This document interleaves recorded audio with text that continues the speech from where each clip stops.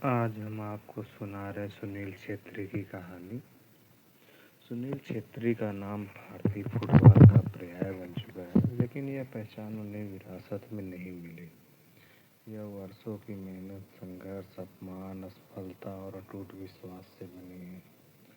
उनका जन्म 3 अगस्त 1984 को उड़ीसा में हुआ।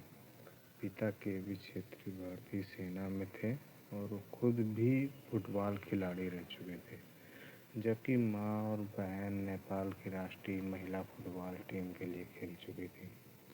परिवार में खेल का माहौल था, लेकिन इसका मतलब यह नहीं था कि रास्ता आसान था।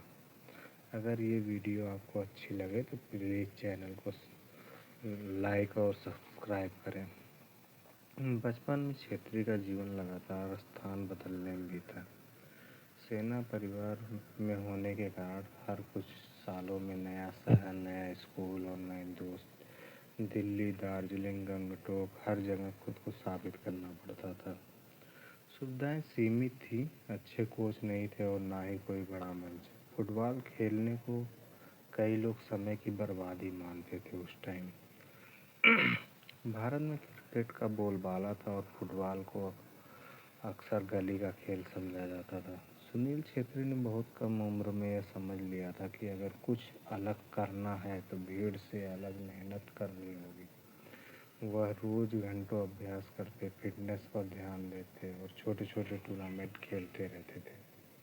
कई बार चयन नहीं हुआ, कई बार रिजेक्ट कर दिए गए, लेकिन उन्होंने कभी हार नहीं मानी। 2002 में मोहन बागान से अपने करियर की शुरुआत की, लेकिन शुरुआती सालों में पहचान मिलना बेहद मुश्किल था। भारतीय टीम में जगह बनाना भी आसान नहीं था। जब उन्होंने अंतर्राष्ट्रीय फुटबॉल में कदम रखा, तब भारतीय टीम को कोई गंभीरता से नहीं लेता था। स्टेडियम खाली रहते थे, मीडिया कवरेज नाम मात्र की रहती थी और खिलाड़ी आर्थिक असुरक्षा से जूझते थे। लेकिन छेत्री ने मैदान पर अपने खेल से जवाब देना शुरू कर दिया। उनका फुर्ती, गोल करने की भूख और कप्तानी क्षमता धीरे धीरे सबका ध्यान खींचने लगी। उन्होंने न सिर्फ भारत में बल्कि विदेश में भी खेलने का सपना देखा। अमेरिका के क्लब से अनुबंध हुआ, लेकिन वहाँ भी संघर्ष कम नहीं था। भाषा, संस्कृति और अवसर सब कुछ अलग था। अपेक्षित मौके नहीं मिले, लेकिन इस अनुभव ने उन्हें मानसिक रूप से और मजबूत बनाया। वह भारत लौटे और भी ज़्यादा जोश के साथ खेलने लगे। कप्तान बनने के बाद सुनील छेत्री ने भारतीय टीम की सोच ही बदल दी। उन्होंने खिलाड़ियों को अनुशासन, फिटनेस और आत्मविश्वास का महत्व समझाया। उनके नेतृत्व में भारत ने एशियन कप में शानदार प्रदर्शन किया और कई यादगार जीत दर्ज की। वह अंतर्राष्ट्रीय फुटबॉल में भारत के सर्वाधिक गोल करने वाले खिलाड़ी बने और दुनिया के शीर्ष गोल स्कोररों में से मेसी और रोनाल्डो के साथ गिने जाने लगे।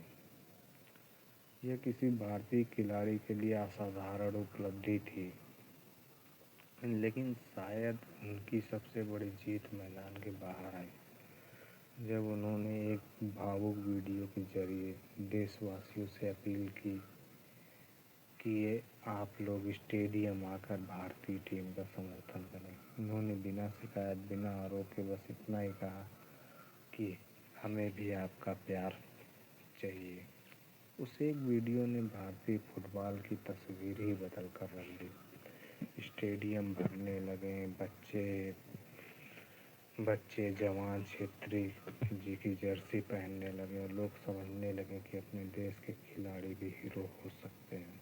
ये सच है कि भारत में लाखों लोग मेसी और रोनाल्डो के दीवाने हैं और वे महान खिलाड़ी भी हैं और उनकी प्रशंसा करना गलत नहीं है, लेकिन यह भी उतना ही ज़रूरी है कि हम अपने देश के खिलाड़ियों को पहचानें, उनका समर्थन करें और उनकी मेहनत को सम्मान दें।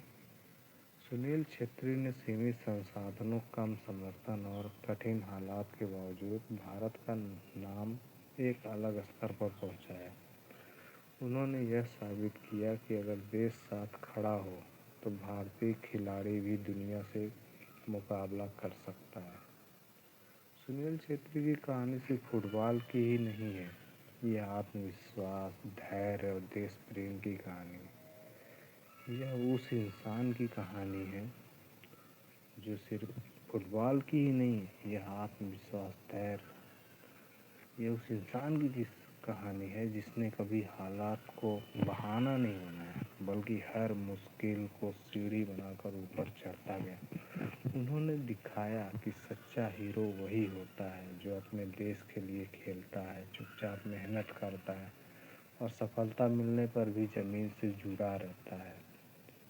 ये रही सुनील छेत्री जी की कहानी। अगर आपको ये वीडियो अच्छा लगे तो प्लीज़ भारतीय फुटबॉल के लिए या जो भी है सुनील छेत्री जी के लिए प्लीज़ लाइक और कमेंट कीजिए और ज़्यादा से ज़्यादा लोग सब्सक्राइब करें।